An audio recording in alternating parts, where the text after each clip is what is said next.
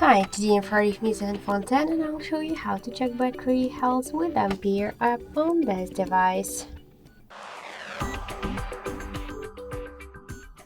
So first we should open the Play Store application and in the search bar we should enter the Ampere.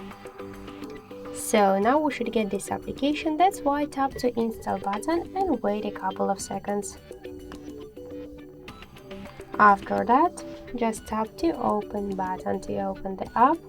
And here pick to yes I agree, pick close and tap the OK. And after that we could see information about the battery health, and in my case battery is in a good condition. And also got here more information like the battery temperature, capacity, voltage, Android version and more other info. So that's it, thank you for watching, and if you find this video helpful, leave thumbs up and subscribe our channel.